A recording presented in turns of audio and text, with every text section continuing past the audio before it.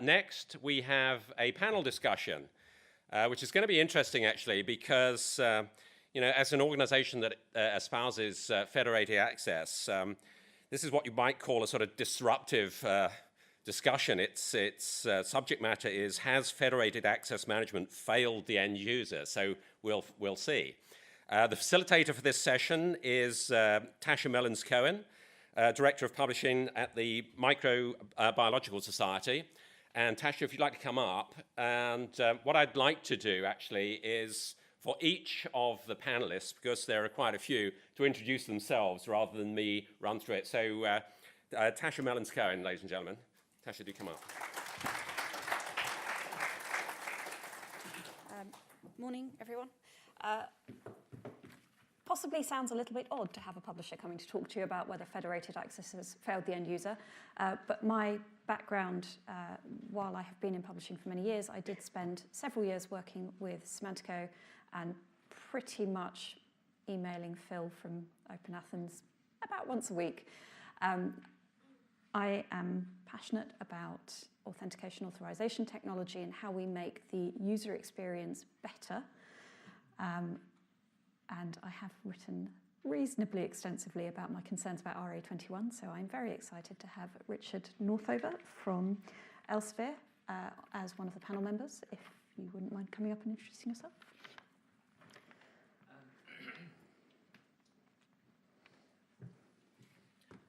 Hello everyone, I'm Richard Northover and I am Product Director of Identity at Elsevier.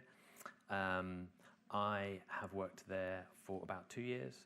And before that, I was doing identity at the BBC, where we put OpenID Connect in place, and we're putting OpenID Connect into Elsevier as well. And I'm really looking forward to having this discussion as well. Thank you. So Richard, I'm going to sit down. We've clearly not rehearsed this. Richard is going to be giving us a brief presentation about what federated identity actually is. So that will include a bit of a definition that we have discussed about why we think there may be some failure points in there. We also have Catherine Micklethwaite from the Torbay and South Devon NHS Foundation Trust. So, Catherine.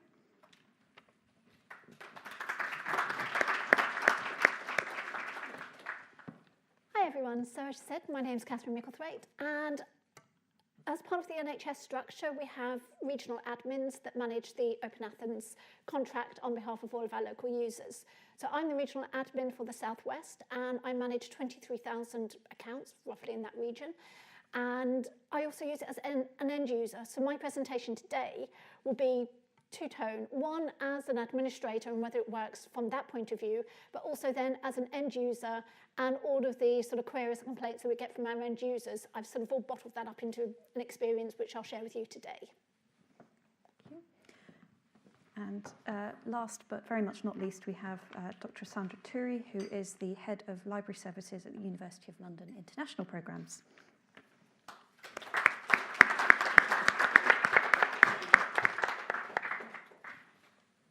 Hello everyone, my name is Sandra Turi, and as Tash said, I'm Head of Library Services at the University of London International Programmes. For those who haven't heard about us, we used to be known as the University of London External System, and we are the second largest distance learning organisation in the UK, and certainly the oldest. We were established in 15-something.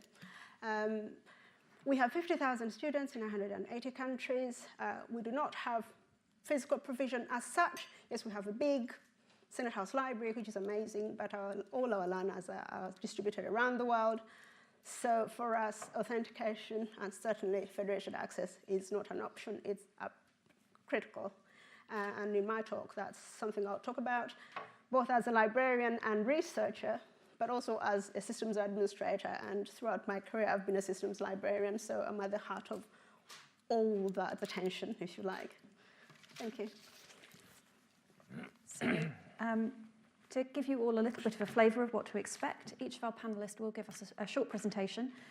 We do have some questions that Jane very kindly organised for you to send us before the day, but we will be opening out to the floor for questions through the panel discussion. So I would encourage you to really pay attention to what the guys are saying and think about what questions you might want to ask them.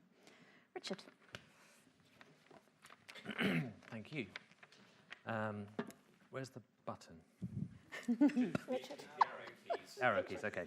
Sure. Right arrow key to go forward. Left arrow key. Thank you. So has federated identity or access management let down the user? Is the question that we're asking here. And what I'm going to try and do is do a lightning fast summary of what that question is really asking. Spoiler alert, yes. But the really important question is, how did it let down the user? Why did it let down the user, and what are we going to do about it, given that we don't have much choice but to embrace it for all the reasons that have been talked about so far today. So federated identity has let down the user. What is federated identity? We've been talking about it a lot. My sentence is using one identity system in the context of another. So that's what it is. I think we're all fairly comfortable with what that is, but the detail is where it gets interesting. So there's one example of federated identity using OAuth or OpenID Connect, and so you're signing into Medium or Dropbox or something else like that with your Google account. And in our world, you can sign into, sort of in the publishing world, you're signing in to get access to scientific papers, for example, and using your university. And this is using Shibboleth rather than OpenID Connect. So what's the difference between these two? In summary, it goes kind of to the heart of why the user is being failed here. When you sign in using things like Google and Facebook and Twitter, there tends to be a handful of possible ways to sign in. If you want to sign in at Elsevier, I just dumped out all of the IDPs that we support at Elsevier.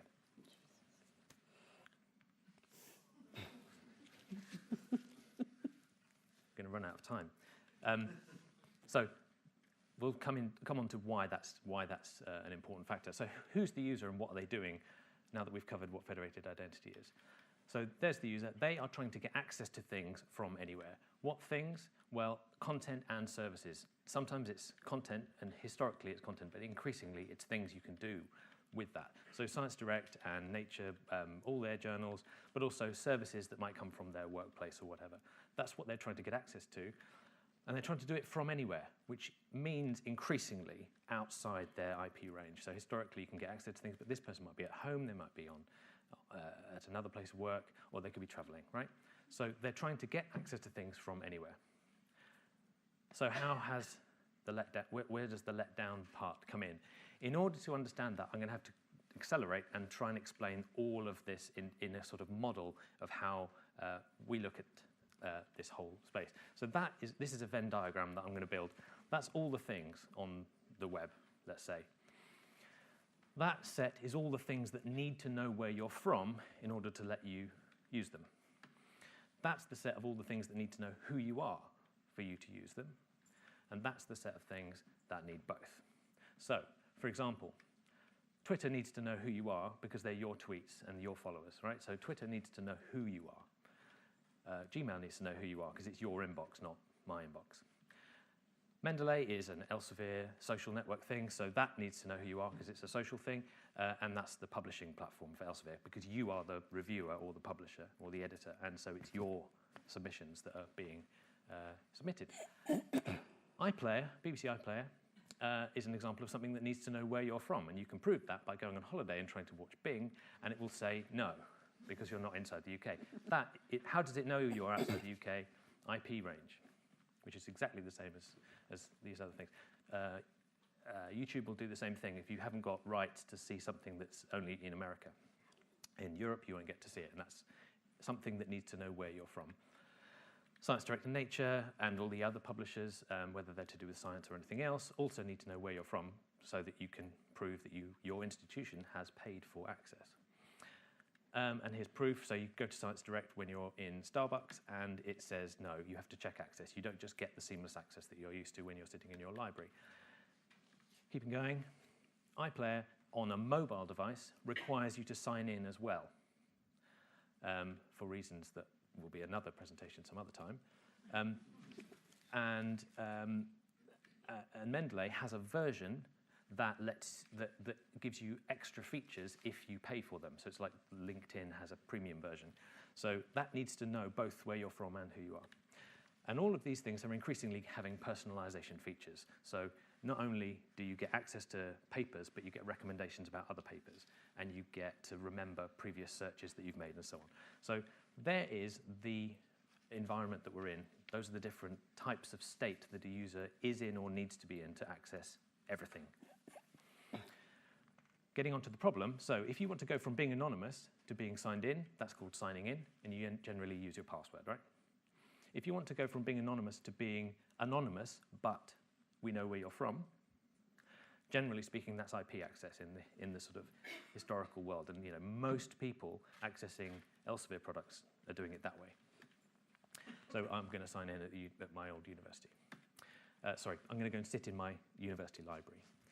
If you want to go from being grey to being yellow, you can also use federated identity. For example, signing in with Google, like I mentioned, or you can use Shibboleth if the university is releasing an individual identifier that identifies you as a person. And to go from grey to being blue, so that we know where you're from, that also is where federated identity comes in. But remember, and there's the University of Edinburgh's website, remember our user is at home. So what options do they have?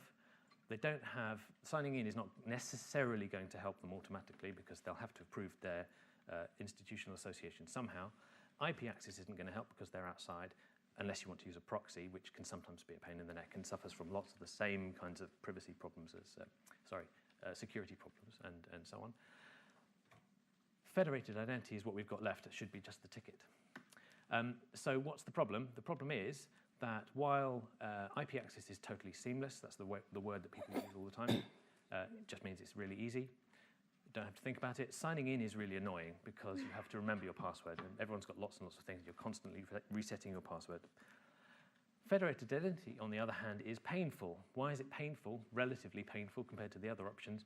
And the answer is, while IP access just works, outside your IP range, you come here, you do this, then you have to do this, then you have to, out of that massive list that whizzed past, you have to tell us where are you from, WAIF, which is the Shibboleth standard thing. So this is like saying, are you from Twitter or Facebook or Google?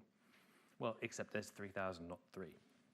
So put something in there and keep trying until you work it out, and then we'll send you to the University of Edinburgh, and there you may already be signed in because you're using the intranet or whatever, but you sign in there, at least that's just one thing you have to remember, and now you've got access to the thing that you wanted. That's bad enough, but this is the real kicker, is that users have to do this for every single thing that they want to access, and everyone's nodding because they feel the pain. And I know, we all recognize this. So I do a search, for example, on Google Scholar for the thing that I'm trying to find, which is probably where most people start. And then you get, let's say, 4 different papers that you want to read very quickly. You're doing some research, and all 4 have a different way of asking you, where are you from? And then none of them know the answer that the other one had because they're independent systems, right? They all use different design patterns. They all use different language. So federated identity in the real world is complex and inconsistent. So what are we going to do about that? And the answer is to align and simplify or make things easier. We work together to talk about this stuff. We share our findings. We test things out and we iterate and we make them better individually. So Elsevier can do that. We can talk to Nature. We can talk to all the other publishers. And also the users, whether they be corporate people or academic people, we talk together and we try to make individual things better, and then we share what we find. So we come up with a consistent design pattern that instead of saying log in with your institution versus check access versus use this or that or the other, you try and make sure that it's not apples and oranges. And then you do some other things which we can talk about, like remembering the answer to where are you from, in a privacy-respectful way with an opt-in between publishers. So I can go to Nature, say I'm from the University of Edinburgh, get my access, quickly nip over to Elsevier, having opted in to share that information, and Elsevier already knows where I'm from, and so it becomes quote-unquote seamless. Fortunately, RA21 mission is to align and simplify. And so this is a group of people who are doing nothing more than trying to make everyone's lives slightly easier. That doesn't mean that we get rid of all of the other mechanisms of access and replace one for another, because you can't just get people to use one access method instead of another, but you can make one better. And if you make it better and it's useful, then people will tend to use it. So, in summary, final slide, federated identity has let down the user, or rather, all of the ecosystems around it have let down the user, but it's, to put it mildly, very useful. And so we must and can make it better. Thank you very much.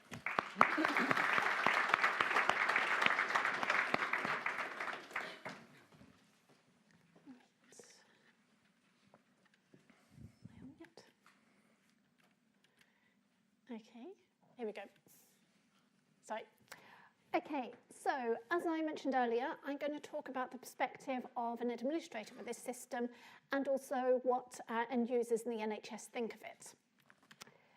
So, NHS setup. Most of you will probably think, NHS, yeah, I know what that is. That's anybody who works for a trust, so your doctors and your nurses, yeah? Sort of. They're included, but we have a hell of a lot of other organisations as well. So commissioning organisations, GPs, local government is a lot of the public health and social care. We have students on NHS commissioned courses that do placements at NHS trusts in their third, fourth, and particularly in their fifth year. So they're moving around a lot. They're going from trust to trust to trust, spending short times and periods at each trust. And then we have the biggie, the non-NHS provider organisations. So these are ones that are commissioned or funded to provide services on behalf of the NHS. So this can be opticians on the high street, dentists that offer NHS treatment. It could be people from charities. It could be prison staff. It could be staff from Virgin Care.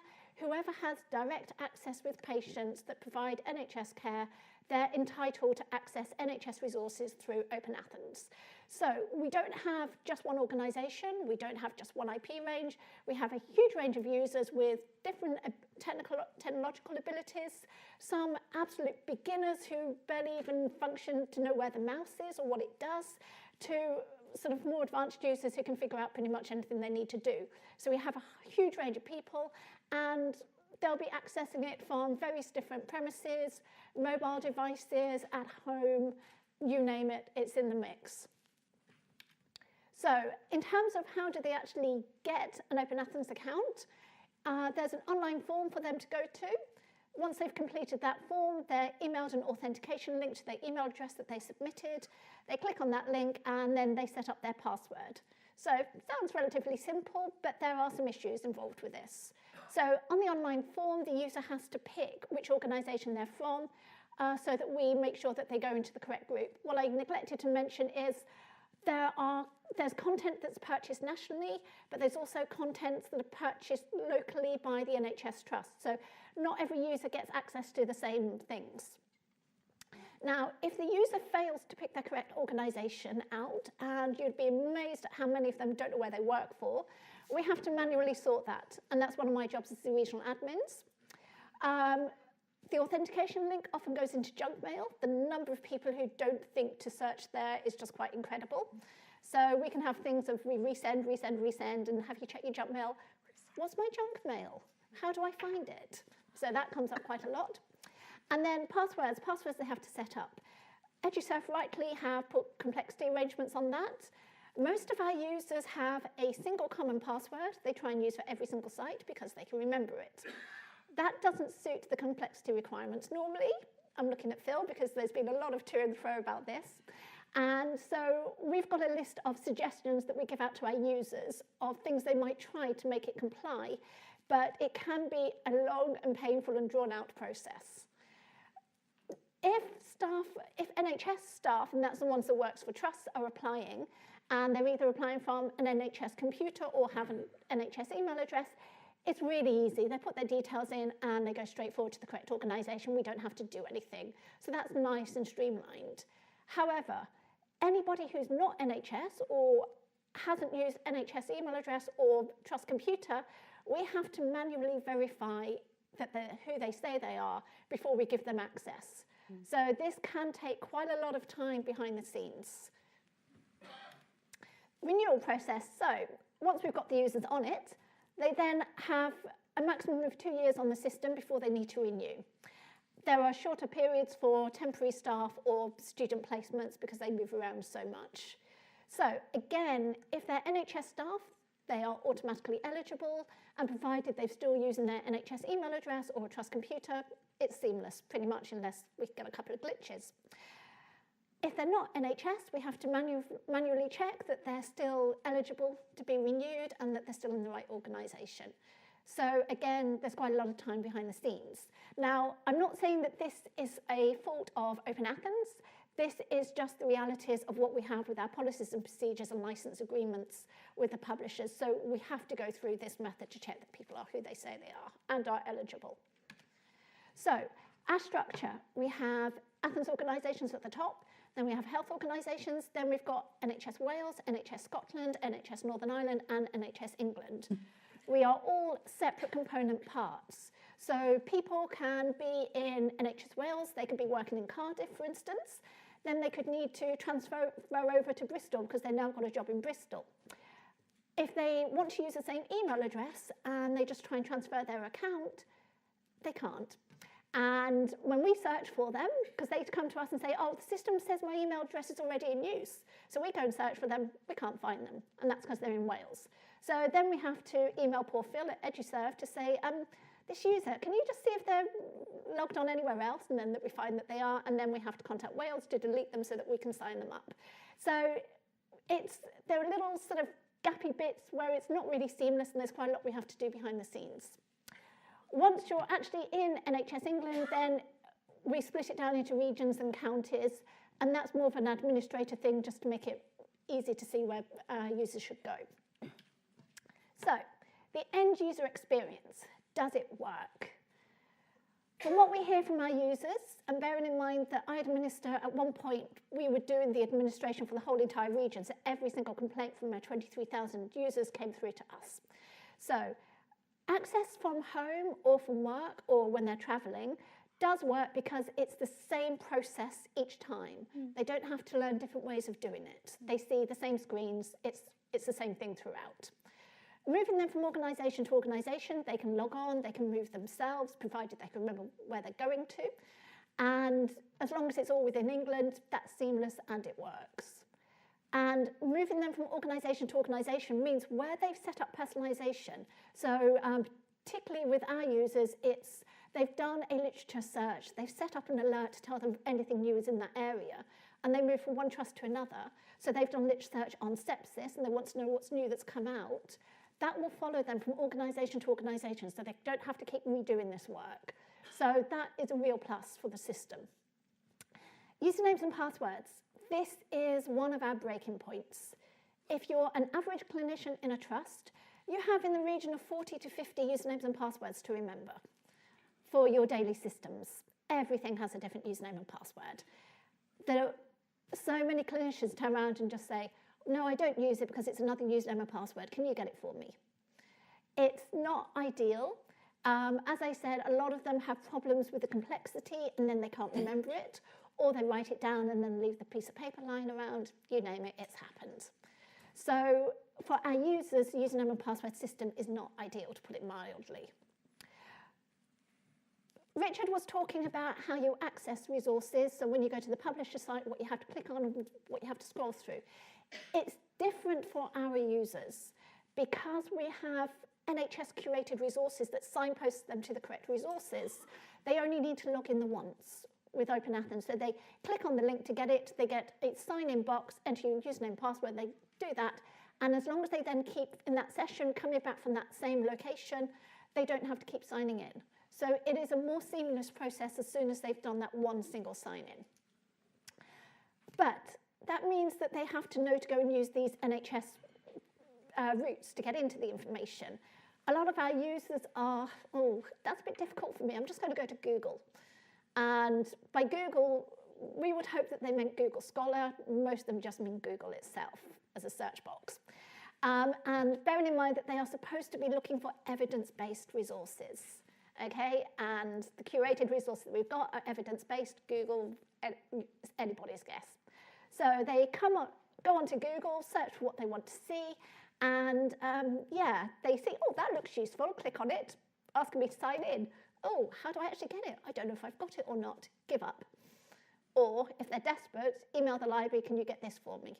So then we have a look through the curated resources and say, well, actually, you did have access to this in the first place. So experience on publisher platforms, yes and no.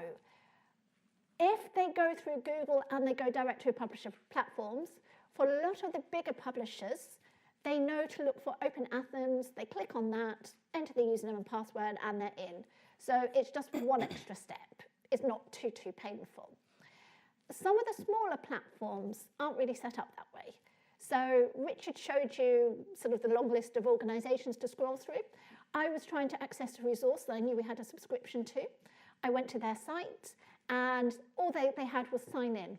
So I tried signing in. That didn't work, but in the small print below it said, oh, if this doesn't work, you might want to consider one of these options, and one of which was Shibboleth.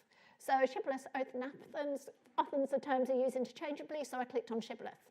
Then had the long list of organisations to scroll through, and I tried looking for NHS, NHS England, the name of my trust, nothing there. So okay, that's not going to work, but tiny writing down at the bottom, it said, if your organisation is not listed, click here. So I clicked here. Then I came up with another list of different organisations, so I scrolled through that again. NHS, no, not there. Torbay in South Devon, no, not there. Then, because we were desperate, thank you, Phil, I went through it line by line by line, and I saw OpenAthens Federated Access. So I thought, I'll just try this. It worked. It then asked me where I was from. NHS England was an option, put in my username and password, and we were there. Not one single of our users would ever persevere to that extent. And to be honest, I was pretty fed up at the end of it. So yes and no, depending on the publisher. Administrator experience, does it work? The automatic sign-up functionality for NHS staff, yeah, that's really nice and sweet, and it works quite well for us. Signing up of non-NHS staff is time-consuming, takes a lot of admin.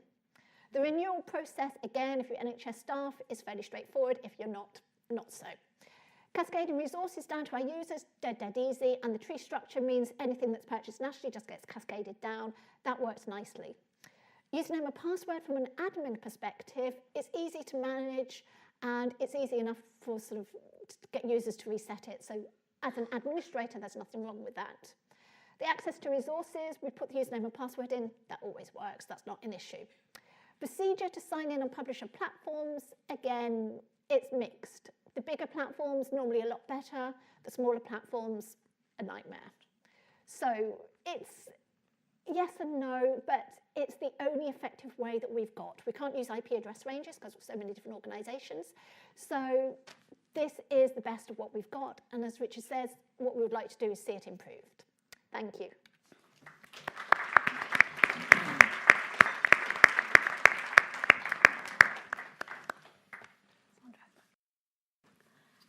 I think I'm going to skip this because I've already introduced myself. What I was really interested in is when I decided to come to this conference, is to meet a group of people who are interested in this topic. Because for me and throughout my career, it's been a big headache. But we're often told, you're different. We and the Open University are different. But we're not so different as, looking at everybody sitting in this room, we actually have a lot in common. For us, federated access management or generally authentication is not an if, it's not an alternative. It's absolutely critical to what we do. It has the capacity to transform the student experience. It can improve grades when students get access to the right content, they write better dissertations, they persist. And that links into retention and our financial sustainability. So it's absolutely critical. I just quickly wanted to tell you about the University of London. As I said, a lot of people in this room may know the general University of London, and they often confuse us with the LSE, UCL, and so on and so forth. The University of London International Programs, I'll tell you about their background. I'll tell you about what kind of systems we use. Currently, we use Shibboleth and OpenAthens at the same time. The challenges and drawbacks we've experienced over the years that we've been using it, and then maybe a conclusion of some form. I don't have the answers. The University of London International Programs, formerly known as the External System, is one of the oldest distance learning programs providing institutions. We have currently over 50,000 students in 180 countries. How does this work? Distance learning programs are provided centrally by the Central University of London. So LSE, UCL, and so on and so forth do not provide distance learning programs. We manage them centrally. I'm their librarian, if you like. We've had OpenAthens since 2003. We migrated to Shibboleth in 2009 because we wanted desperately a solution that was going to provide that magic bullet, single sign-on for everything that we provide to students.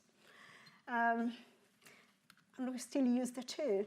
Now, anyone who is in this room who was around way back in sort of using OpenAthens in 2009 kind of remembers that we thought, at least when Shibboleth was developed, we were told that this was it. It was going to fix all our problems.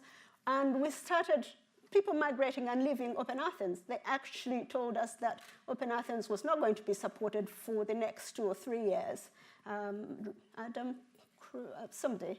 There are several Athens people who will remember that instance when we are told to switch off the systems. OpenAthens is for pay, so please move to Shibboleth. It's going to fix everything.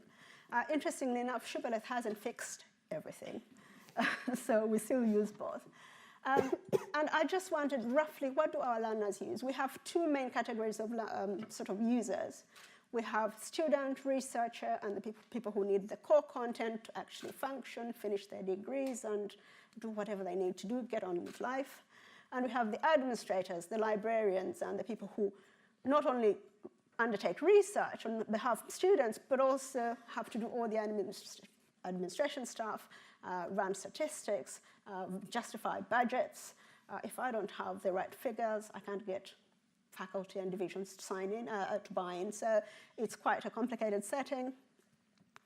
And those students, for instance, the students, the researchers, they want easy, seamless access to learning resources, almost literally anytime they want them, whenever they want them. Because they are distance learners, a lot of them have family responsibilities, they have full-time jobs, so they want a one-stop shop. And also, in terms of research, it shows that students are very task-oriented. So they want things, well, they want to finish their degrees. They don't care where the resource comes from, and they have very little time. It's called the principle of least effort, where you find students use unverified resources. They cut and paste from the internet because they can't be bothered. In my doctoral research, I found that students actually decided to ask their family and friends because it was quicker to use the online library. That's appalling. These are students. So I said, why do you actually, they said, we use family and friends. And I said, why do you do that? I said, because it's quicker to use than the online library. They could not sign on with Shibboleth or Athens. They want a robust method, something that's consistent. That's such a big deal in distance learning. They want the same method every time they go. So the more they get used to the method, the easier they will use that. Something they can personalize, send alerts to themselves and so on and so forth, and carry around. What do librarians, admin staff want? Pretty much we want a good experience for our students. I don't want my staff to spend all the time troubleshooting things they don't have to do, so, because that has a direct impact on the other work they're supposed to be doing and costs and so on and so forth. We want something that's easy to manage and administer. I do not want huge overheads. Now, I'll talk about the difference between Shibboleth and Athens. But the important thing is we want core functions to be easy to perform. So when you actually want to use statistics, click a button, get the statistics, and write a report, whatever you have to do. Something that's secure. We draw students from some of, well, 180 countries, different rules, different regulations. Particularly, for instance, the American students are very security conscious. We've got to show them that their content and their personal details are secure. Something that's scalable, that doesn't degrade when 50,000 students are logged on. And we also want, really, we research. So librarians want everything that students want. My take on this is that currently no method meets our needs, and we need help to resolve that. Shibboleth, persistent IDs, you sort of get the personalization and all the great features as long as you don't close your browser, or as long as you don't delete the cookies. As soon as you do that, you have to log on again. The two-step, the logging with Shibboleth, students often choose the country where they're from, and that's really confusing. They don't realize that they actually belong to the UK Federation. So when they're somewhere in Europe, they'll choose their federation because that makes sense. And we have all these queries coming through saying, I could not get in, I chose the Canadian. And you say, no, that's not the one you want. There is another thing that this same username and password, yeah, it doesn't work really. They have to keep signing in. Admin overheads with Shibboleth is a big deal. There's no proper reporting tool. You have to be actually a techie to actually do the work. I've written a script which we have to export, and then we have to run the usage statistics and capture all the student data. It's not simplified. It's not, and lots of librarians don't have that kind of knowledge and skill level, so it's really a headache. Service providers, yeah, that is, everybody, publishers particularly, seem to implement things differently, and that is a big problem. And I think my take on things is that that's where we need to start with. This working together is not just, if you're using EBSCO, the list is totally different from when you're using Project Muse. Anyone who's used it, it's totally confusing. OpenAthens is absolutely great, seamless, as long as you don't close your browsers too. But students like it, which is quite interesting. And part of that is because they're sort of used to it. It's the same every time, which is slightly different from Shibboleth, where you have to keep selecting all these federations and so on. They have a good reporting tool, but increasingly they're dependent on publisher implementations, so there's a problem there. It's great for license control. We can't, for instance, we license for individual resources for particular user groups because we can't license for 50,000 students who are sometimes active and inactive and so on and so forth. So Athens allows us to keep costs low. It's quite secure to the point that we used to be alerted when students are accessing the resource in 2 separate locations. That doesn't work anymore because students are using VPN. And the most recent conversations I've had with the technical desk is, your students have been freed. I said, no, they haven't. They just simply are using a VPN, which shows that they are in a different location. So we have to prove. So in a way, it hasn't kept up with the technology, and that needs to be addressed too. If you're running a hosted solution, account updates and stuff can be a problem. All our students' accounts expire every year. Comply with user licenses. That's how we set it up, because we have to renew the resources annually. And we do a bulk upload of the users, and that is, they fail based on if they have the same names, stuff like that. Now, that might be unique to our environment, but all I'm saying, when that is everything to you, it's a big deal. And anyone who's considering going that way needs to think about how they're going to address that.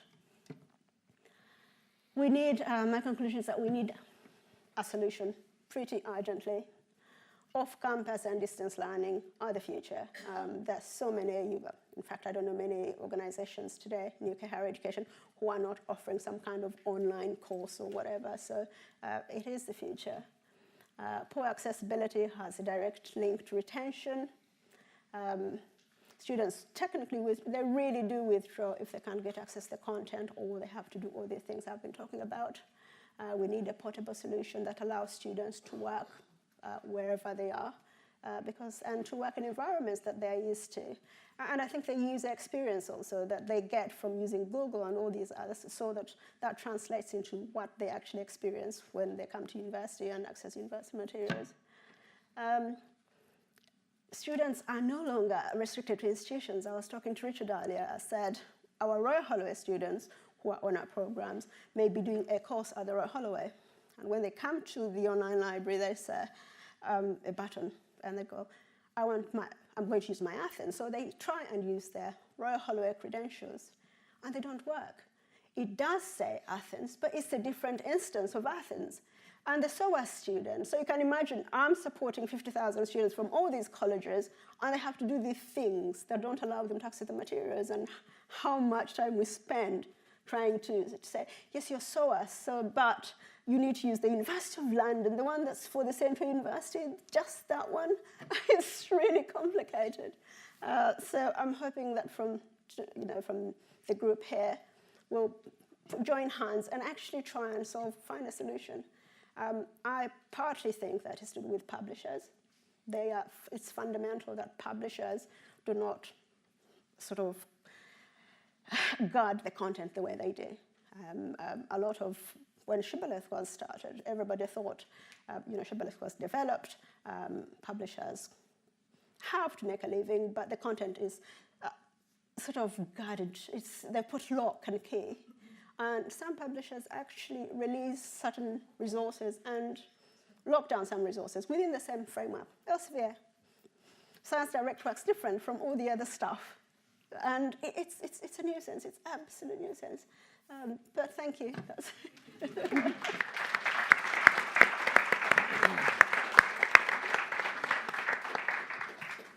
So, thank you to all three of our speakers. Some very interesting parallels between the NHS and the higher education sessions, I think. I have my list of extremely badly scribbled questions from this audience. Something that popped up from all three of you was the sheer variety of publisher platforms concerning the terminology, the steps required for federated authentication, just the apples and oranges, as you put it. How do you think this came about, and what can we do to fix it? I know Richard thinks RA21 is the way to go. Well, it doesn't have to be RA21. RA21 is an example of people working together to share their thinking, and by doing that, trying to reduce the amount of complexity. Basically, the message that I got from both of your talks is it's complex and inconsistent. And the way that came about is that whereas Facebook and Google and the OAuth type technologies that grew up, those design patterns basically evolved in the last 10 seconds of internet time, whereas this stuff has evolved much more slowly, much more organically.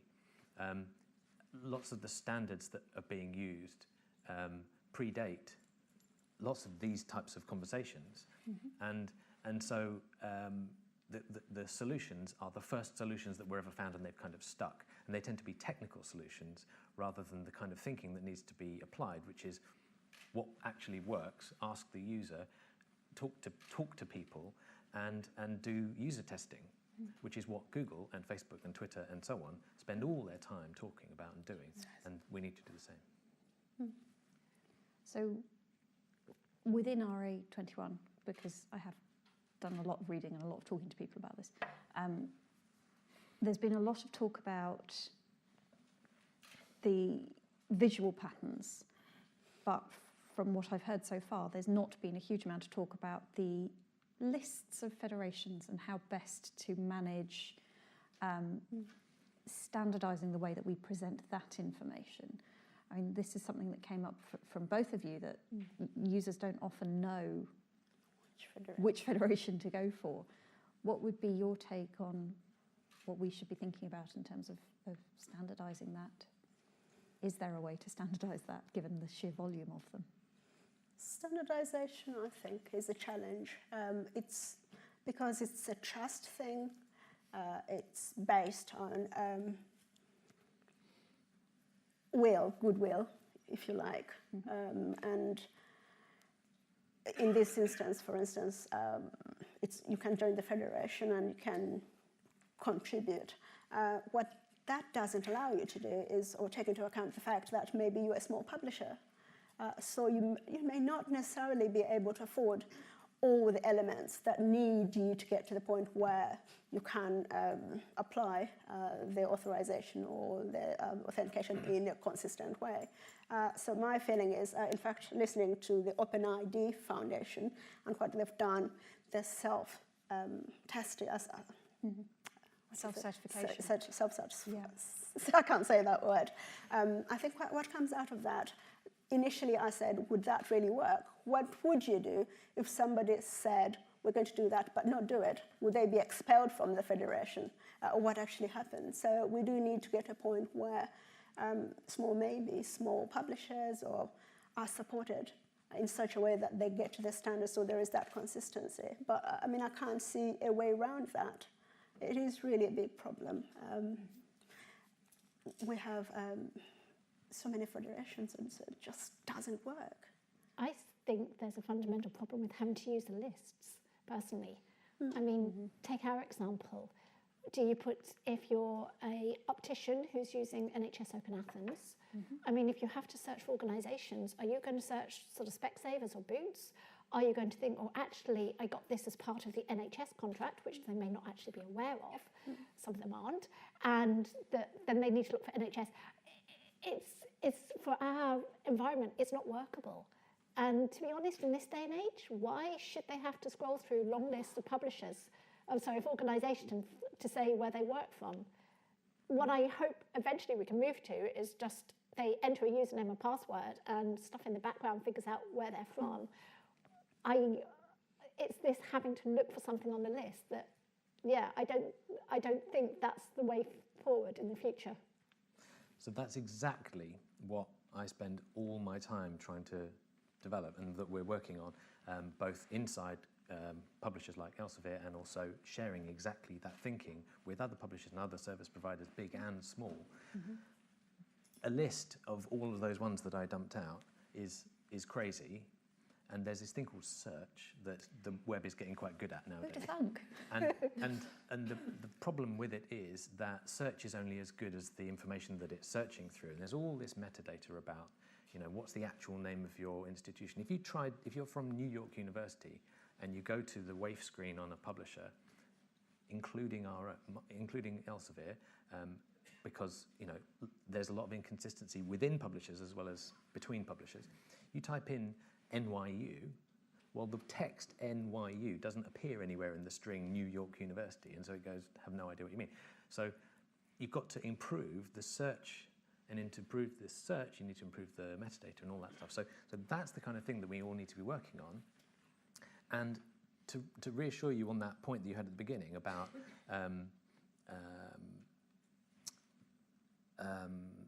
what was the thing you were saying about whether or not it's just visual design or the way it works as well. Well, design is how it works, not just what it looks like and so on. And exactly that stuff is what we're working on. We're trying to make sure that not only does it look and feel in a way that things are signposted in ways that users recognize, but you don't have a rubbish search here and a fantastic search here and then a list here, that you can have options to get access to the best possible search.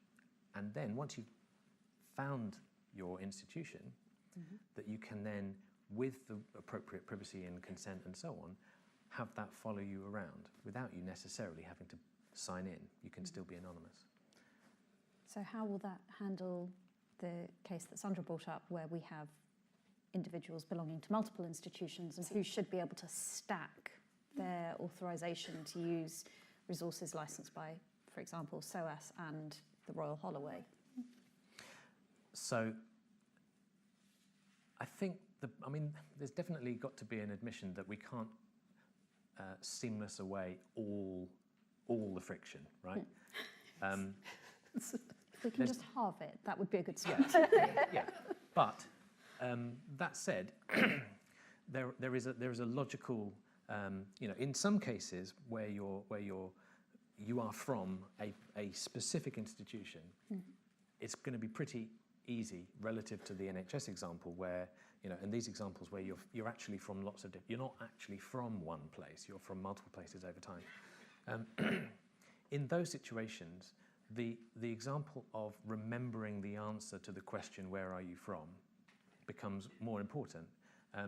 If you are having to go back to zero every single time, then the solution is to have a hump of frustration where you answer that question for the first time on this browser, on this device, and then every time you do it after that, it's cut by half or by a factor of 10, because you can be you can have a hint of where you're from stored on your device, and then every time you access any institution using that browser, then the question is already answered. And if you have multiple institutions, then you just have to design a system that can say, well, I'll give you a couple of choices. Another. Yeah, and that's exactly the design pattern that we are talking about and arguing about and testing with real users as much as possible. And the more people throw rocks at it, the better, because you can take the same exact thing that works for one group of people and you can show it to a group of medics, and they have a completely different mental model of it. So we have to, it's a real challenge to come up with something that fits everybody's model of it. So in that ability you were talking about, so you have a browser open, the browser basically has a cookie or whatever placed there. And then if you keep coming back to that computer, you've still got that there. What happens, say, like in the NHS, most of the doctors working in the wards don't use the same computer day after day. They use about 10, 12 different ones. Yeah. And then they're going down to the library. And are they having to go over that frustration every single time they go onto a different computer? That is going to be the case where something has to travel with them between those computers. And it's either a Post-it note or an account of some kind. So they are going to have to, when they reach the first place that doesn't know who they are and where they're from, on each of those computers, they're just going to have to sign in with something, and that something might then know all of these other things that they have previously told that system. So, I mean, the problem that you're putting forward is not really solvable by computers, which is not a great place to be. But it's the way that the web works is that browsers are meant to forget stuff. Right? Yes. Browsers are meant to not be able to read cookies from different domains. That's the fundamental thing that protects the very privacy that we all need. But you have to subvert that in order to be able to make life easy. And so you kind of have to have one or the other. Or you could just redesign all the browsers, and I doubt that's going to work as a solution either. So what we have to do is not give up, because for a lot of the different scenarios that we're talking about, there is a solution. And for the examples where the NHS has computers on every desk, and the doctors are signing in and out of multiple things, maybe that's not going to be the case forever. Maybe they'll all have an iPad at some point, in which case they'll be able to carry it around. I mean, these things are changing all the time. The landscape's changing all the time. No? A lot of them do have iPads or iPhones, and they do move them around, but for some of the things, it's just the diagrams particularly. You need a larger screen to really be able to see things in its entirety, which is one of the issues. But it's difficult. We very much, because of how a lot of people have to work and not having a designated workstation, it feels that doing this solution based on cookies is not actually going to work for a lot of our users. So it's sort of just a question, is that the best solution, or are there other things that we can come up with?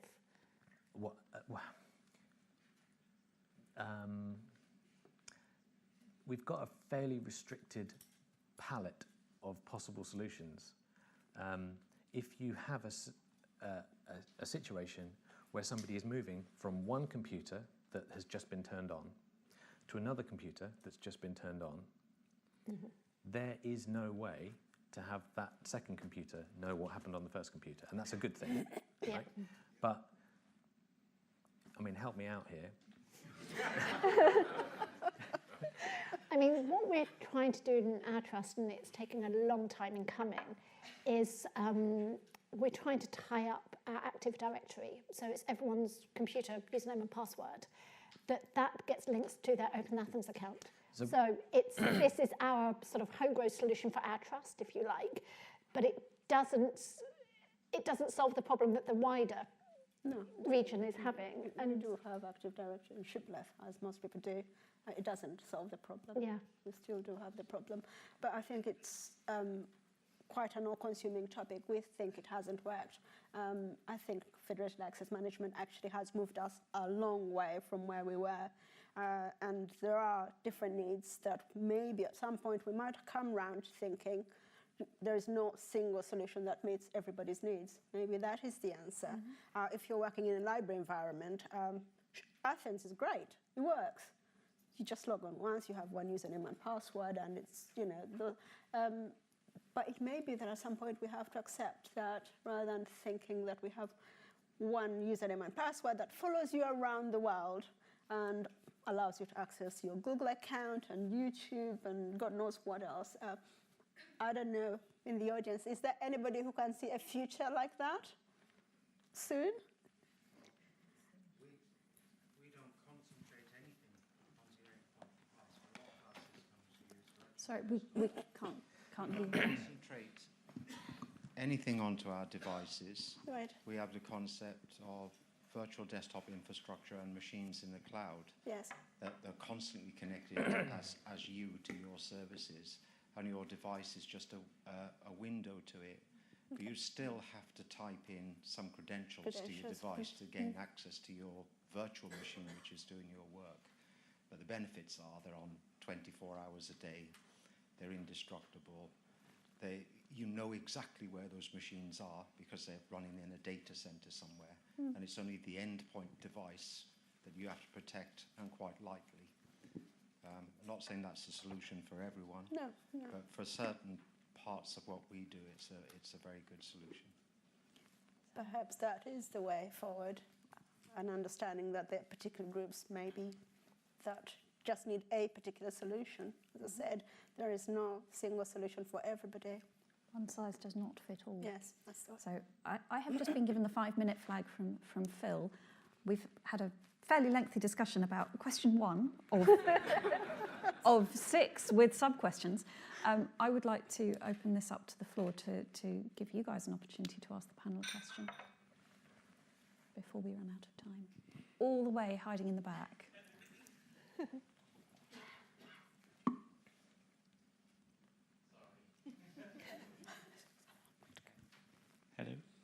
Hello, my name's William. I work at the Luton Dunstable Hospital, so I'm also from the NHS. Just a sort of question for all the panel, really. What do they think about something like a discovery service, which kind of takes it out of the hands of the publishers? Because one website where all the resources are contained that you sign into and then access it via then, do you think that's like a solution that could be used? We use Summon Discovery Tool, and it's amazing. We don't have a library catalogue, thankfully, and that works. But there is the next step. When you do authenticate through someone, when you find a resource, it asks you to sign in. So you'll have to sign in either with OpenAthens or shibboleth, and we call it the portal username for students. But you do need to select, and at that stage, unless the publisher supports waveless links. And that's the other thing, is that in terms of shibboleth, not everybody uses waveless. We actually takes the hassle out of everything. So if you have a resource discovery tool, such as Summon or EBSCO, whatever, and you have waveless links, it's the most seamless, amazing experience for a user. But not every publisher uses that. So it turns out that if you go to Summon, you find an EBSCO resource. It says, click on the full text. and you actually try to log on, you're presented with this ProQuest list of God knows what selected, so there is that step again. So it does take the hassle out of having to select multiple. In fact, I don't think that that's what the discovery tool is supposed to do. It's helping to discover resources, but authentication lies with the authentication method behind the scenes, and if it doesn't work, it doesn't work. Can I disagree with you on that? Absolutely. So come to my case study later this afternoon, because I'm talking about just this. But at our trust, we implemented Discovery System last year. But what we found, yes, it's helped users to discover resources, but we've sort of modified it so that we have just a single button on the results page that says access. They click that, they're asked to put their OpenAthens username and password in once. They do that, they go straight to the resource. And thereafter, when they're on this session, they're not asked to put it in again. So they're not having to look through a list of organisations. They're not having to sort of do anything other than just remember that one username and password. So it's as streamlined as we can get it, and it is a very quick process. I mean, the feedback we've had from them is that our users, that they love it compared to what we've had before. Well, absolutely. I mean, resource discovery tools do simplify things. But as I said, the technology behind has to work in a particular way. It has to be consistent. So EBSCO doesn't remove the real need for finding an authentication method that really works, that is seamless. It does improve things. It doesn't make things, the problems don't go away, I think. No. Well, if I can throw another spanner in the works, that also assumes that users are going to remember to go to the discovery service and not just go to Google or PubMed or any of the other abstracting and indexing services that they use, because that's what they've, in many cases, grown up using. And there's another spanner, which is that if you have a discovery service that helps you to work out where you're from, and you can tell it where you're from, not all mechanisms for proving that you are from University X are shibboleth. So there's lots and lots of cases of companies and institutions and departments within those that use other kinds of access mechanism, not just shibboleth, although we should all be using shibboleth, right? But it's not happening yet. And so if you have a discovery service that just says, that just supports shibboleth, we need to have a way of saying, I'm from this university, and then something in that system can go, right, well, that university that you're from uses shibboleth. Actually, it doesn't use shibboleth, it uses something else. And that is the system that we're working on within Elsevier and trying to share and explain. But the final thing I was just going to say is that the example that you used, and to an extent, the thing I'm saying about the search system that we're working on, we as large publishers have to support all of the different examples, all of the different scenarios. The one that you're talking about within the NHS, that's going to work for the NHS users because you can put a kind of umbrella over the top of it. But we've also got to support the situations that don't work that way as well. So we have to have a kind of superset of those things. So, I mean, you're right, but it's just we have to see it from an even bigger. We have started to say personally, and we've got 6 journals. Yes. Well, I have had the 1 minute flag. Phil, can we have one more question? I defer to my marketing colleague. Okay. Yes. Yeah. Okay. One more question. I'll come and stand here. Over in the back. Thank you. Paul Stainthorpe from UE Bristol. One aspect of the sign-on experience that hasn't been talked about are service providers who implement some kind of federated access discovery waif and then expect the user to fill in sometimes quite a long personal questionnaire of name, email address, subject, interest.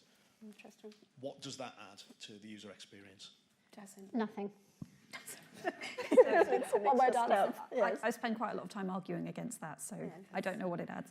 It's an extra step. Any more form filling, anything, an extra step is not very good for the user. There can be sometimes, on occasion, value if a user is signing up for example, semantically enriched content that will be delivered on the basis of their interests.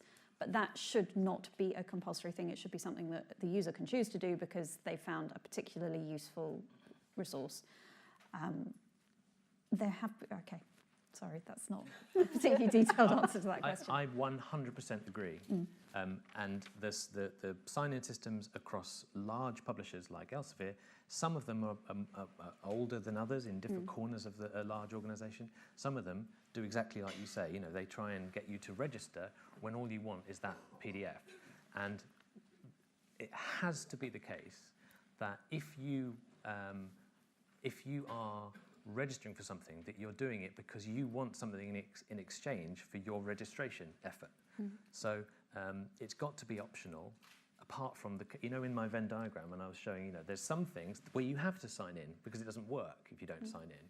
But for all the things that are on the blue circle, where it requires you to prove that you are from somewhere, but you can remain anonymous, then you have to be able to remain anonymous, and that has to be completely easy. In fact, that should be the default. So anonymity is the default. We, as an organisation like Elsevier and others, want you to sign in, but we can only get you to sign in if we give you something like Google and others do. So I totally agree with that. Okay. Just suggestion. Rui Francisco from EBSCO. In the case of NHS, right, where the doctors keep changing the computers, right, why don't you give them a pen that when they put it on the computer, it will open a browser that will take you to OpenAthens, you authenticate, and then you get a list of resources, right? From there, you can search and you will be authenticated. Because they don't even have pens. I'm sure that The money and the risk of loss, I would be willing to guess. they would get a list of resources properly authenticated with the proper links or a search box in the case of the university. Then the authentication process that already happened would allow seamless access to the resources. I think that's a good point. I think for me, what I would like to see is not another new technology. It really isn't, because that isn't the solution. Shibboleth was supposed to be the new technology, and it hasn't quite worked as promised. We want the Shibboleth people, OpenAthens, whoever, to sit and talk and put the user at the heart of the solution. Talk to universities, talk to the NHS. If you are developing a system and you talk to users from the NHS and understood what she's just explained to us, I think we would find different solutions. We do not want new systems. We want OpenAthens works, Shibboleth works. We want you to talk to the users and develop something and improve things for the users. From a cash-strapped NHS, I will just add, it has to be a very cheap solution. I can think of no better way to end this. Those are very powerful messages. Thank you very much to the panel. Thank you for bearing with us, for having gone well past our time. Thank you, guys. Ladies and gentlemen, thanks very much to the panel, to Sandra, Catherine, Richard, and especially to Tasha for moderating that. It's like herding cats, very difficult, very passionate discussion. Could have run and run, I feel, for some time yet. So maybe an hour wasn't quite long enough, but thank you so much for that. It was a lot of fun. Who'd have thought it would be fun, but it was. Anyway, it's lunchtime, everyone, and so lunch runs for an hour from now. And after lunch, we've got breakout sessions in the various rooms. I think you will probably have pre-booked for your breakout sessions this afternoon. So enjoy lunch, have a good discussion, and see you later.